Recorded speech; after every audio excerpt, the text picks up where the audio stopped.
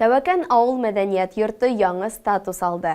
Хәдер мәдәният усагы исеменә күп функциялы һүз бәйләнеше кушыла. Бұл турала тулырак киләһе сюжетта.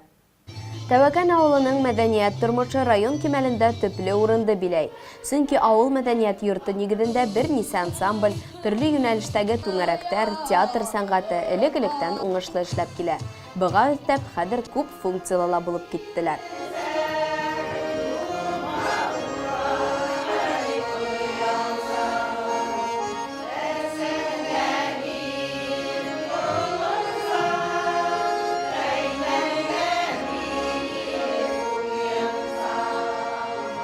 Сара барышында күрше Күмертау ҡалаһынан килеүсе мәдәниәт министрлығының халыҡ ижады үҙәге белгестәренә бәләкәй сәйәхәтемә күрһәттеләр. Мәдәниәт үҙәген ҡарап сыҡҡас, тамаша ҙур залда дауам итте. Үҙешмәкәр артистар тарафынан әҙерләнгән сағыу концерт номерҙары, волонтерҙар, ғаиләләр сығыштары һәр кемдең күңеленә ятты.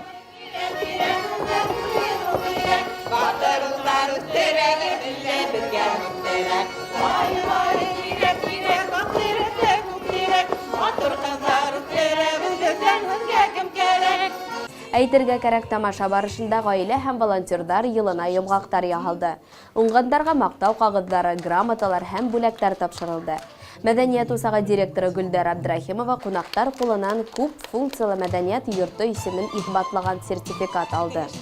Мәдәниәт усағыбыҙҙа балалар спорт яғынан үҫтереү өсөн, спорт менән шөғөлләнергә, төрлө уйындар уйнарға, үҙҙәренең ваҡыттарын үткәрергә төрлө уңайлы шарттар тыуҙырылған.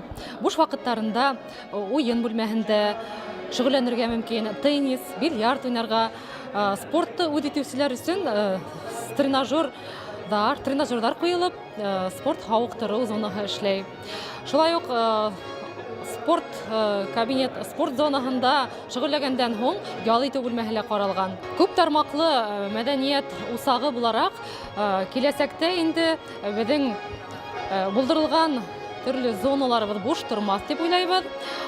Ауылдаштарыбыҙ йәшенән алып кесеһенә тикле үҙенә күңеленә килгән шөғөлдө табып, ваҡыттарын файҙалы итеп үткәрерҙәр дип уйлайбыҙ.